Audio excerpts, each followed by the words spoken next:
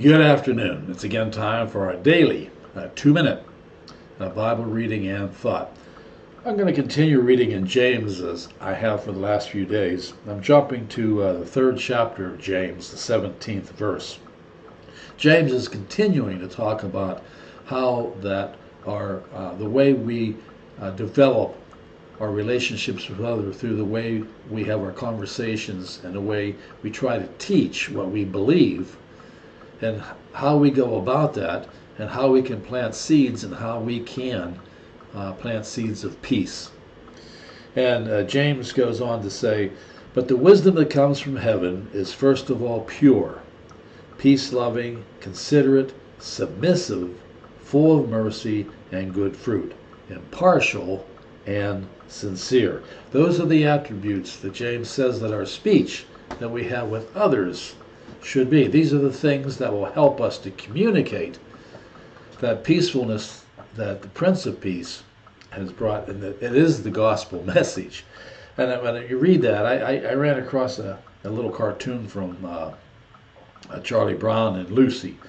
And Charlie goes up to Lucy and he goes, you know, Lucy, I think it is very disgraceful the way you and Linus fight.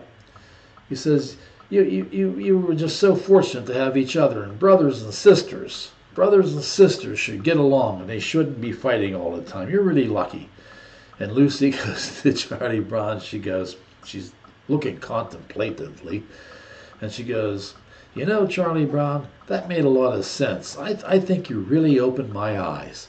And Charlie goes, wow, I'm really glad. And as soon as he says that, Lucy burst out into belly laughs and peals of laughter. And Charlie Brown was looking down with a frown, and you just get the feeling that he just looks like he's been had. Well, you know what the truth is? Charlie Brown has not been had.